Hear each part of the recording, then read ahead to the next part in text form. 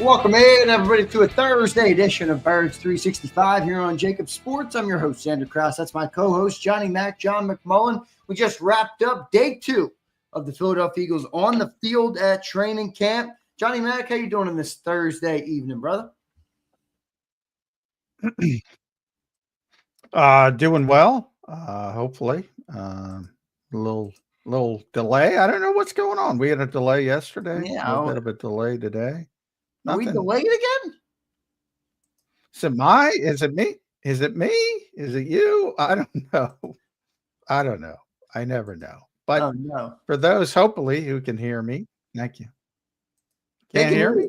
Yeah, no, they can hear you. They can hear you. It is delayed. I could tell by your response to my opening questions. So just gonna have to give it a second there for those listening. Sorry about that. I'll try and see if I can fix it. We'll have Jeff Kerr on a little bit later on. Maybe I can fix it by then. I'll have to drop out and drop back in, and I'll try and do that. But J-Mac, what were your first couple takeaways? We're on the day 2 today. We got plenty of stuff to talk about again here with the team. All sorts of Jordan Davis stuff. Jahad Campbell, a bunch of players spoke, and this Vic Fangio day, as we talked about this morning, which is always a fun one.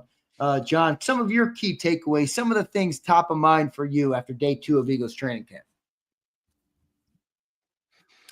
Yeah, it was Vic Day. Vic delivered. He delivered on a couple points, mainly poking at the training staff that told him Jahad Campbell wouldn't be ready till August. So he said they like to understate things and overachieve. Evidently, he's learning about the training staff.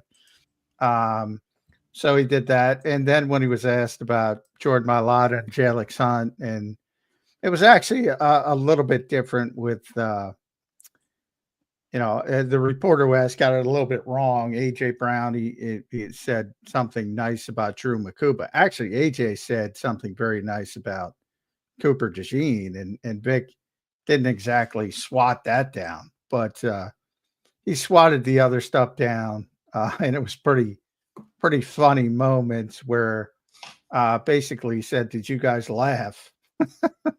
And I was, of course, he was looking at me because I was in the front row, and I said, "I did chuckle a little bit." Yeah, you could. And he said it should have been a belly laugh.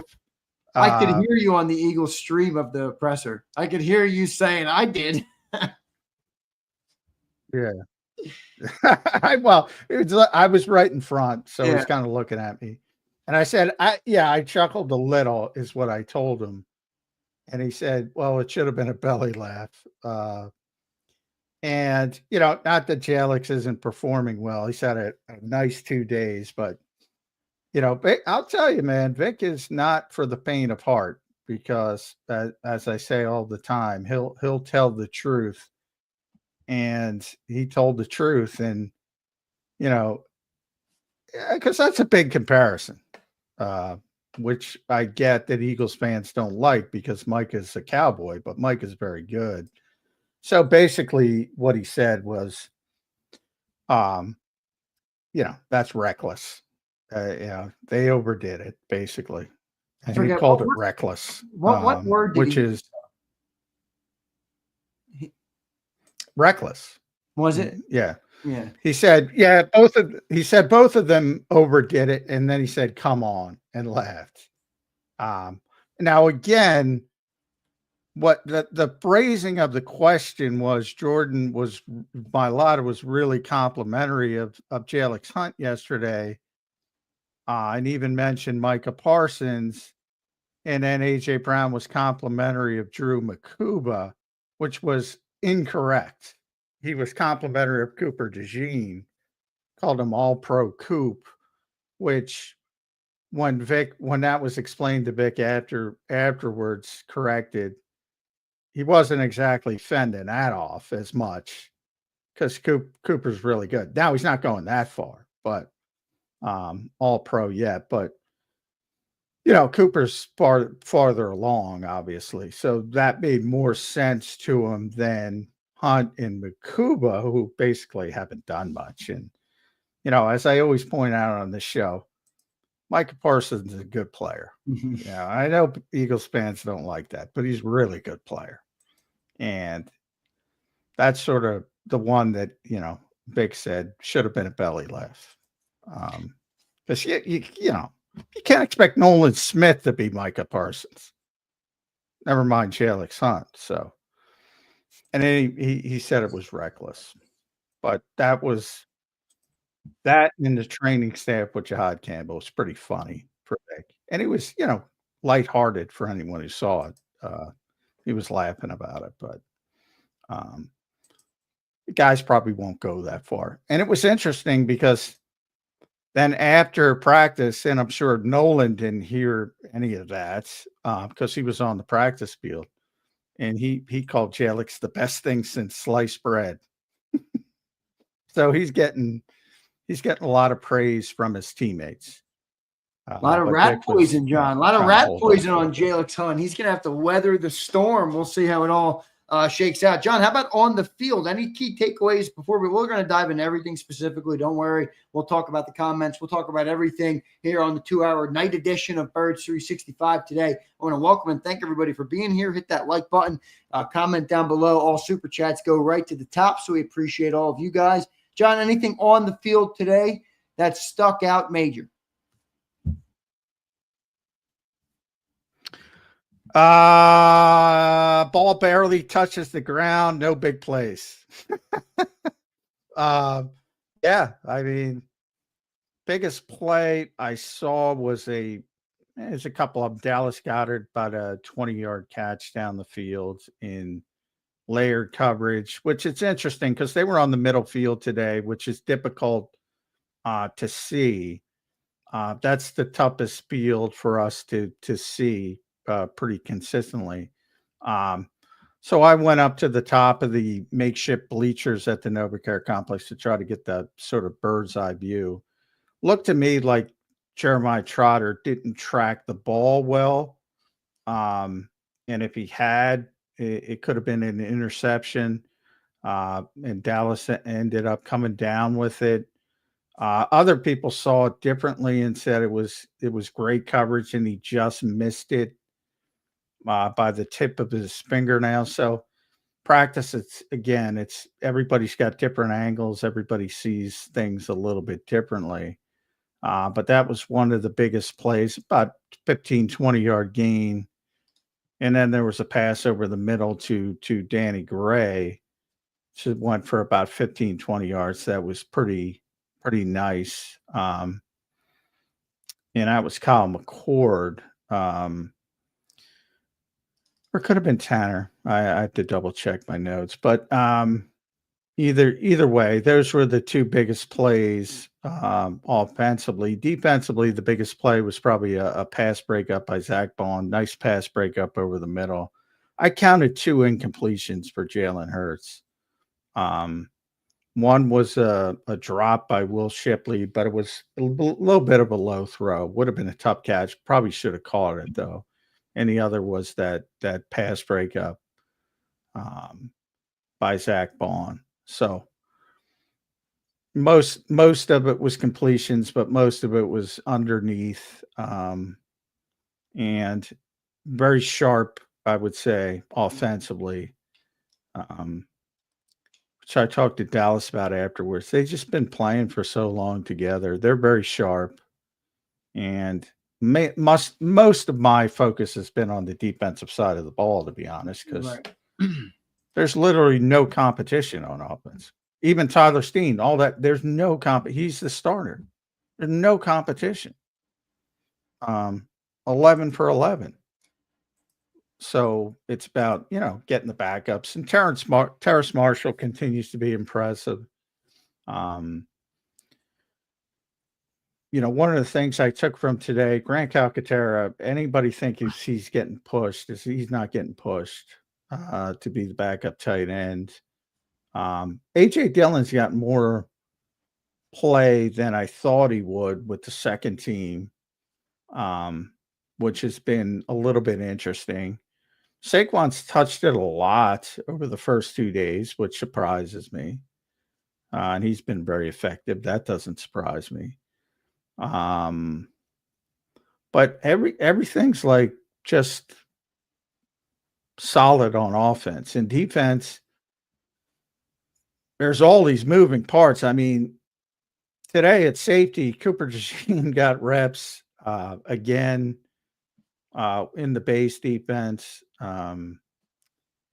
Sidney Brown, obviously Drew Makuba, Tristan McCullum, and Andre Sam all got first team reps today with Reed next to Reed Blankenship at some points. Now, very few for Tristan and Andre Sam, but I mean, it's like a rotating, constantly at safety. In corner as well, doesn't surprise. Ringo started yesterday, got the first rep. Today it was Jackson. They did that in the OTAs. They'll probably go back to Ringo on Saturday. Or they might not. They're having a walkthrough tomorrow, so that might be Ringo's day. Saturday might be Jackson's day. We'll have to see. Because we're not going to be at the walkthrough. That's not open to reporters. So that might factor into it. Same thing at safety. Sydney got the first rep on the first day, and today it was Makuba in the nickel. But again, those Spurs reps. I said it all the time last year with Devin White, most notably with Nakobe Dean. A lot of guys turn off, man. Oh, they got the first rep. They got the volume is more important of first team reps, and Sydney's still gotten more than Drew Makuba to this point, and Keely's still gotten more than Adoree Jackson. But it's very early. Yep, it is early. We'll talk about all those things. We'll see how it all develops. Something I want to do on all these night shows that we do is just kind of, even if there's not much there, I do want to give an update to all the great people on all of the position battles. So certain positions, there's no battle. Some there is battles that we talked about all summer. So we're going to highlight them. John, the first one you already referenced, and you referenced a bunch of them. But Tyler Steen, is that thing already over? Is there never even a thought that thing could change? Is that what it appears to you? Tell us a little bit about that right guard spot. Yeah, I'm calling that. It's over. Barring injury, of course, but that's always baked in. Yeah, that it's not a competition. Tyler Steen's your starting right guard. Now, I've said before, and I thought that really since the spring, but even more so now, I still think there's a chance that it could be an Isaac Seumalo situation when they were trying to make Isaac the starter for the first time, and he wasn't ready. And he started the season, played poorly in the first month or so, and then they benched him. I could still see that happening. But as far as week one, no, he's barring injury again, which can change everything. He's going to be the starting right guard. We'll see what ends up happening there. It's probably going to be Tyler Steen. John, you feel confident in that or what? Because I'm not the most confident in Tyler Steen. I can't lie to you. No, I don't, but okay, that's your worst player on offense, and it is. And the four other guys are Pro Bowl level or all pro level. Okay, you can make do. Will it be as good as Mekhi Becton last year? Probably not, but I think, everybody else has got more holes than that. So ultimately, I don't think it's going to affect the Eagles that much. But no, I'm not sold on him being in that level of what he's playing with. And that's some pretty damn good players. So, but that's a high bar to live up to say the least. So no, I'm not sold on him, but if that's your biggest problem, and it is on offense, you don't have many problems. No, yeah, but the problem still, the word problem, I'll use it against you, still exists in there. And my concern with it has more to do with the style of offense that this team has taken on, John. And last year you had Mekhi Becton, who his specialty was in the run game. How many times did I watch Saquon last year, John, run behind a gaping hole that Mekhi Becton just easily moved somebody out of the way for Saquon to do? is that might not come this year. And does that alter the way you play offense a little bit, because they have kind of locked in on a run first offense? Maybe there's some impact there that we're not, accounting for because of the new style of offense they're playing. Well, you probably got to go about it a little bit differently. And, maybe it's, the fullback, maybe it's Van Sumeren, maybe it's Johnny Wilson in 13 personnel or something like that. But so I think it'll look a little bit different, but I don't think the results are going to be that dramatically tampered down. I think more of the Saquon stuff is about, as I've said pretty consistently, the personality of the game. For him to touch it as much as he did last year, a lot of things have to go right. You got to be closing out games. You got to be ahead late. You got to be ahead early so you can play that way. And you got to play from the lead a lot to run the football that much. And last year, the Eagles did. This year, tough schedule on paper. People are going to tweak, opposition are going to tweak, but I've said, I don't think as many people are going to tweak their thought processes as many do. I'm kind of on the other spectrum, because I still think most teams say, all right, if you want to run the ball, by all means, please run the ball. Just because they think, and it proven out in most situations that it's more difficult to do. And I don't think the Eagles' success is going to change that mentality. And I brought it up, like, there's so few teams that play like the Eagles. I've compared it to, triple option teams in college, because I've talked to coaches about that. You can't really spend a lot of time on them, because it's not going to be worth. You got to play other teams, and most of the other teams are going to play a different style. And it's really difficult to prepare for a left-handed team, is what they call it, so to speak, that plays a little bit differently than most teams. So I don't think that to me, I hear it every day, pretty much.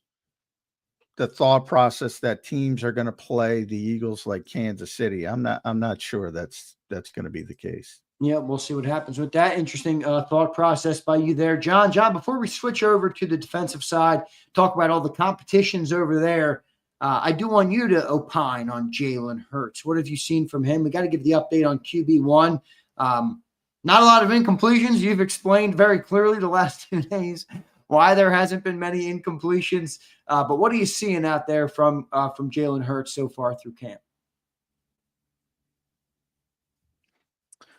Yeah, very sharp, very comfortable, really dating back to the spring as well. Most comfortable I've ever seen him. Now, they haven't stretched the field. They haven't pressed things down the field a lot. So, at some point that's got to come. They haven't done, it's interesting, because previously in the Nick Sirianni regime, they've done a lot of red zone, but they haven't done any red zone work. So you see, like I said, there hasn't been. I do not believe there's been a touchdown pass in over the first 2 days of camp, and so there's a give and take to it. But again, I know JJ Watt was on, and I'm having. I don't know. I hope I'm going through, but I'm having computer issues. But he put something up on Twitter, because he saw, and again, I give my buddy Elliot Shore Parks, credit for this, because a lot of people around the NFL have followed in his footsteps, and they're reporting training camp stats, which are ridiculous. And, so I'm glad JJ came out today. So I brought it up on my phone. So I want to read it. It's pretty long, but here's what JJ said. Training camp stats are insane and ridiculous. Used to think it was always just people joking, but now seeing them seriously reported. You have no idea what the purpose of the period is, what the goals are, what the context is, etc. It could be a strictly third and long blitz period where every play is skewed to the defense's advantage. Coaches could be asking the quarterback to focus specifically on one route concept. D-line may be focusing only on bull rushes one day or just speed rushes for one period. More importantly, practices for practicing. You're supposed to fail. You're supposed to try new things, which I'm not sure the Eagles are doing. See what works and what doesn't work, etc. If you only do what works, you'll never grow, adapt, change. The entire point of training camp is to build and grow towards the season so you perform your best when the real games start. So that's J.J. Watt. That's not John McMullen, but I've said that, but I think he has more gravitas than me. That's why I bring it up. Yeah, even us there as reporters, we don't know what they're trying to accomplish in each period. Now, a bunch of times I ask them if something happens, and you find out that way. And as Vic says, Vic tells the truth. But there are times when they are working on specific things. Like they closed today, their last team drill was a heavy run period. They weren't trying to throw it. But again, they've thrown no touchdowns. Now, on Saturday, when we get out there, they might do all red zone, and there might be 6 touchdowns because they're in the red zone. So, but Jalen has looked very sharp and very comfortable. And I think that's a positive thing. Yep. Good stuff, John. One more thing on the offensive side of the ball. You brought up Grant Calcaterra and said he's not getting pushed. What did you mean by that? So he's going to be tight end too. Is it looking bleak for Harrison, Bryant, and company? Well, it depends if the Eagles want to keep 3. Obviously, again, there's roster tricks last year. They're going to keep, they might keep 2 because they might need other roster spots for other positions. They got a lot of offensive linemen that they're going to want to keep. And you can elevate guys for 3 weeks, and they can do it that way. They can wink because they're bested veterans, Harrison Bryant and Kylan Granson. So they can say, look, we're going to put you on the practice squad to start. They don't have to go through waivers, so you can make those backroom deals. We're going to put you on the practice squad to start and elevate you when your practice squad exemptions are done. And there tends to be an injury, sprained ankle, something where you could put somebody on injured reserve, and then they bring him up that way. It's what they did with Nick Gates last year. They'll certainly do it with some veterans.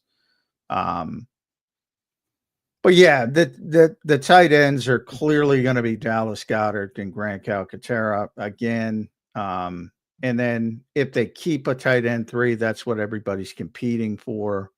And of course, they'll keep probably 2 on the practice squad as well. So a lot of the guys here will be here. But the tight ends that are going to play, and obviously Dallas is obvious, but Grant Calcaterra is not. If anybody thought anybody was going to push him, that's not happening.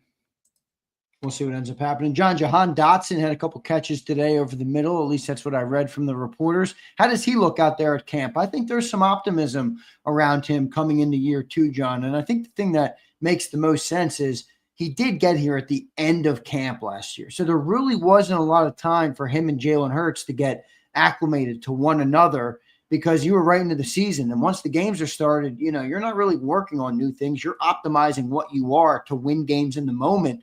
How's Jahan Dotson look? Yeah, I mean, I've always said Jahan is the best wide receiver 3 in the Nick Sirianni era. So, I don't know why people were down on him other than he doesn't catch a lot of balls, but he doesn't catch a lot of balls because he's on a lower passing volume standpoint team, and he's the 3rd receiver behind 2 really good receivers. And I think he showed in the playoffs when the ball comes his way, he's going to make the play, which was the issue with Quez Watkins. And Nick Sirianni clearly stated numerous times all right, guys aren't going to get a lot of targets, but when the ball comes their way, they got to make the play. That's what Jahan Dotson's been able to do. I expect him to continue to do that. I don't know if he's ever going to be regarded as good because he's not going to catch a high volume of passes, but he's a good player. I mean, and there are very few third cornerbacks in the NFL that are going to be able to match up well with Jahan Dotson. Very few. So it's just another advantage the Eagles have. Only have it for one more year. And, who knows what happens with him last year, but you would think he'd want to go somewhere. It's going to be tough for him to convince other teams that he could be that, one or two guy, which was expected of him when he was drafted, where he was drafted. But so from that standpoint, yeah, he hasn't lived up to being the 16th overall pick, but the Eagles didn't take him at 16 overall. So they just have a damn good role player. And he's been that. He's already been that. And he is going to be better this year because, to what you said, he's had a full off season for the first time. It took him a while to earn Jalen's trust, and now he has it. So it's going to be better. But I don't think it's going to be a big volume number or things like that some people want. Yeah, no, it's just not the offense they play, so I wouldn't expect that either. John, last thing here on the offensive side is running back. You mentioned A.J. Dillon getting some touches back there. Will Shipley had the drop, which was kind of a bad throw, but I digress on that. How's that running back room, though, look, John? I will say, even if A.J. Dillon looks good at camp, boy, I keep thinking about those stingers, Johnny Mac. He's a physical running back, and I can't help but have those pop in my mind. But how does he look right now at camp?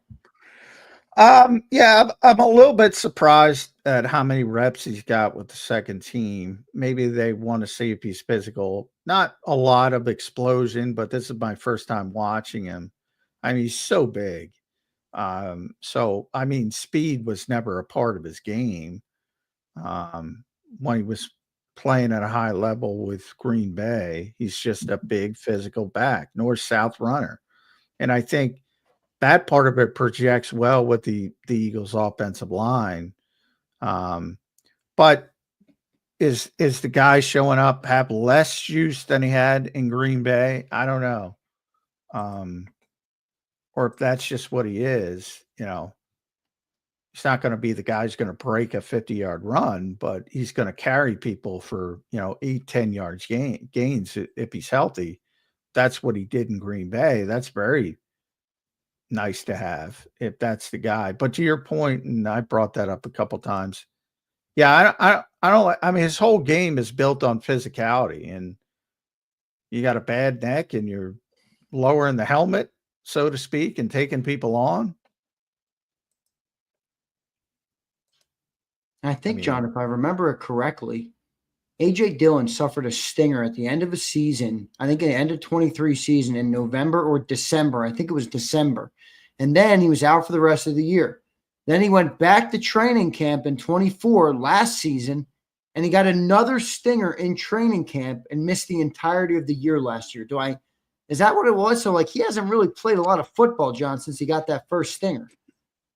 Well, he said he was healthy last year. So that's one of those things where you put him, he's probably healthy by week 8 or week 9, somewhere in the middle of the season. And, he just wasn't in their plans and he didn't play. So he could have played, at least according to him.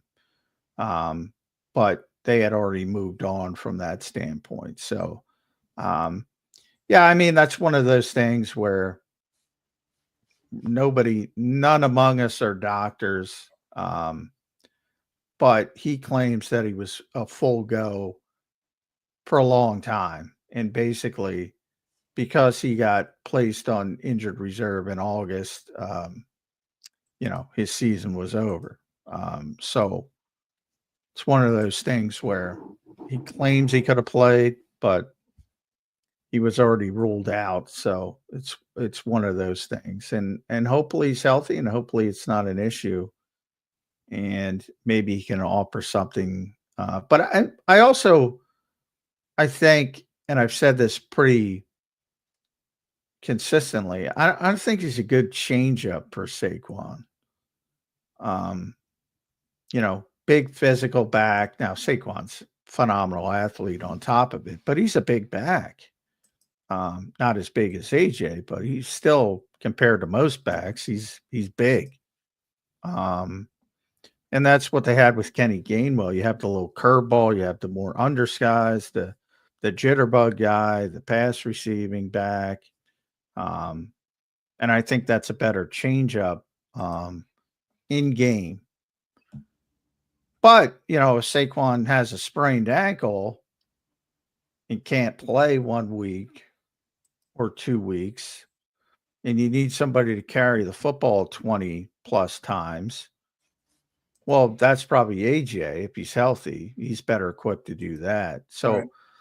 I've kind of looked at it as more of a layered backup situation where if Saquon's ready to go, if Saquon's a full bore, then you probably want Will as the backup as a changeup guy.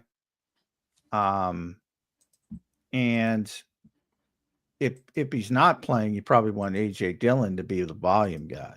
So that's why, and I don't know if that's the way. I'll talk to Kevin Patullo on Saturday for the first time. And Kevin's a good dude, and you know, he's not going to be quite as honest as Vic, you are, but I'm probably going to ask him that question and see if he bites. But we'll you know, we'll see as it continues. Now, Will's still getting more second team reps, but I am surprised by how many AJ's gotten.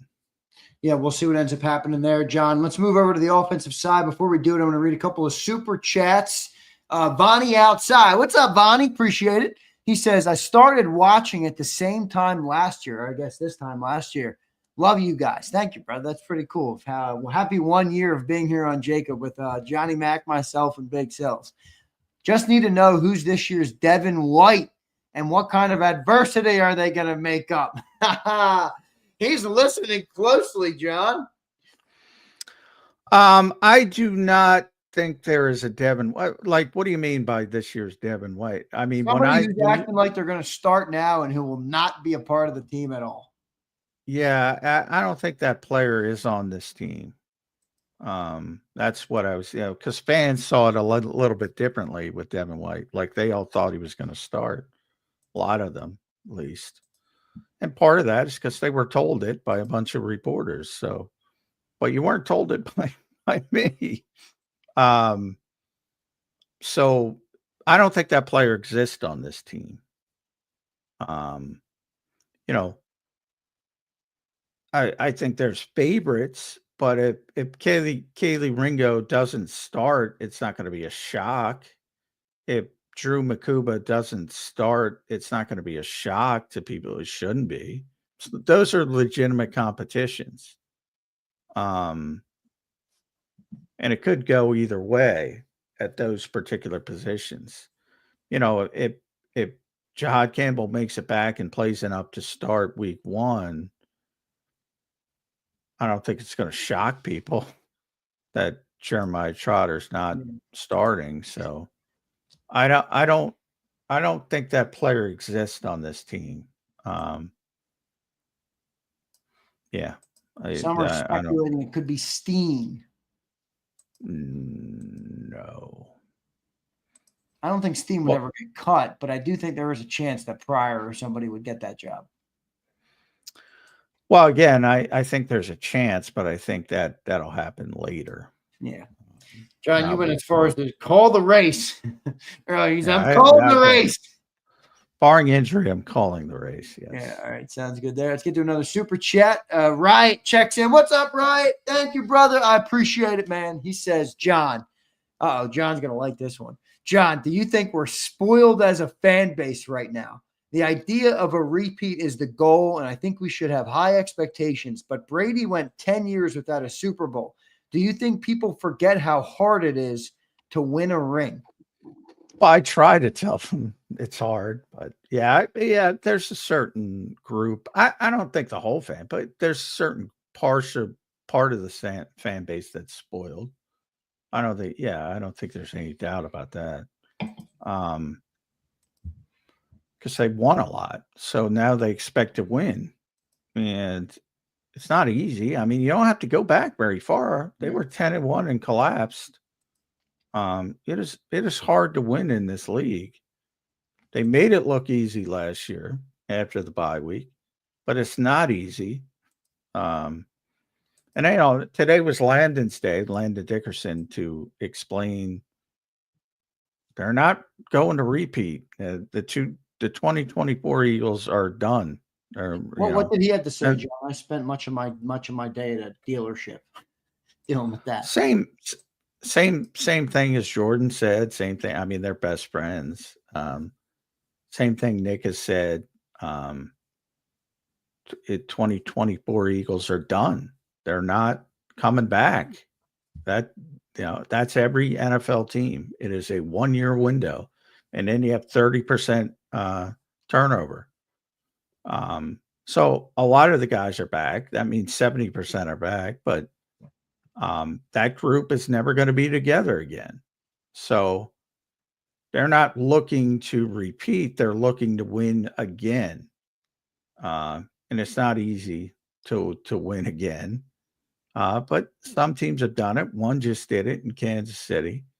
New England has done it in the past. Vic was asked a question about, is it hard to reboot, and do you have to change things because of the long season? And he brought up how many Super Bowls New England went to and how many Super Bowls Kansas City has gone to. So he mentioned, but to be the last team standing is very difficult to do again and again and again.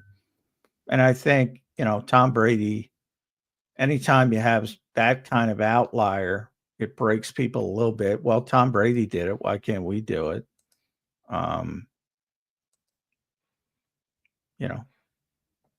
It's not easy. But, I mean, the Eagles are one of the 4 or 5 teams that have a legitimate chance to win. I would say that. So they're in a good position to make a run again. But a lot of things have to fall in a positive direction, starting with health and everything else from there. But, I mean, certain guys get injured.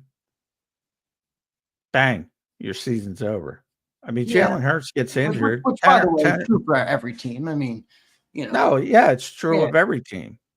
It's true of every team, and that's the point. Last year, they were relatively healthy. I don't know though. I mean, Ryan, the question that Ryan asked, which you answered well, but taking what you said and viewing you, John, as the objective source on the show, who doesn't give a shit whether the Eagles win, lose, or draw, who doesn't give a shit whether they're a good team or a bad team, who just covers the football team. Ryan says, "Do you think we're spoiled as a fan base?" Well, Ryan. Oh, yeah. Well, yes. Yeah, a lot. But John, you just said it. We're one of the 5 that has a chance.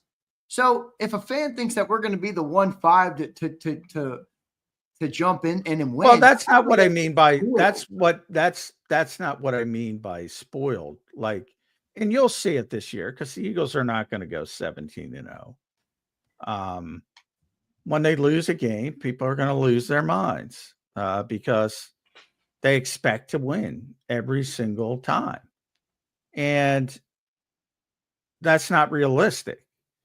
But this team has had such success that's the expectation. And by the way, raised expectations are not necessarily a bad thing. I think it's one of the things that makes the Eagles who they are. They expect to win too. But, they realize that sometimes the ball doesn't bounce your way. And, again, I talk about they're trying to increase their margin of error. That's their whole philosophy. And I think it's the proper philosophy to have, but that doesn't mean that everything's going to go perfect every single time out there. And that could be in the Super Bowl. You could have a bad game in the Super Bowl. You could have a bad game in the NFC Championship game. That's another part of it. The NFL, unlike baseball, unlike basketball, it's not best of 7. You got a shitty day and you're done. Part of what makes it so hard, John. Part of what makes it so hard, why the best team doesn't always win in football. Right. Thank you for the super chat, brother. I appreciate you. Big $20 bomb by you, banger by you. Thanks, man.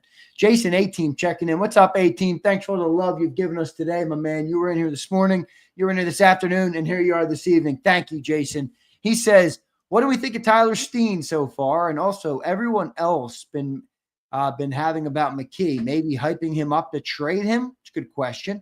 John, your thoughts on this? You got two different topics here, Steen and McKee. Yeah, I mean, I don't think the Eagles are hyping him up to trade him. They want him to be the backup quarterback. And I think it's way too early for Kyle McCord. So they would not be comfortable trading Tanner McKee right now. So I think that's more of an outside the building thing. I wouldn't be concerned at all about the Eagles trying to hype him up to trade him. Now next year, if Kyle McCord does a lot of positive things behind the scenes and they become more comfortable, then they could start that process, but not this year. That's not the Eagles hyping him up. They need him to be the backup quarterback. Yeah, they value the backup. That's why I'm like, I don't think they value it more than they would get. What would they get for McKee? If you thought, seriously. Well, I mean, yeah, right now he hasn't played. Now that's what I mean. I had someone say day 2 pick. I'm like, I don't think they would get that for him, but I don't know. It's weird about quarterbacks. Well, yeah, but it usually happens when somebody gets to play and plays very well for a short period of time. And then people overreact around the league because they're so quarterback desperate. If anything, I think the week 18 game kind of hurt them last year against the Giants because it was very simplistic, the game. And part of it was just the Eagles were, they didn't want to show anything. Why would they? Why, and it was the same plays over and over again.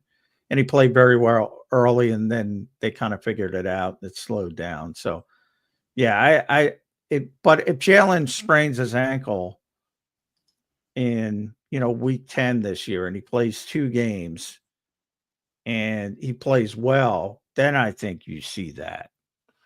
Then I think you see teams, giving up a day 2 pick. Or at least potentially, but you haven't hit that process yet. And, playing well in the preseason game is not going to force. There's a lot of dumb teams, but it usually comes with, think about AJ Bealey back in the day. He played well, and people overreacted to it. So that has to happen in the regular season. And, 4 throws against a Dallas team that's dead in the water is it's not what I'm talking about. I mean, a full game of playing good, effective football, and really multiple games. And then you might see some of that talk. But that's for down the road. They want him to be the backup. Right. And he's going to be the backup this year. Good stuff. Johnny Mac, good stuff. Appreciate everybody for being here. Hit that like button. We're going to take a quick commercial break, and then when we come back, we'll dive into the defense. We were a little longer on the offense than I thought we would be. That's okay.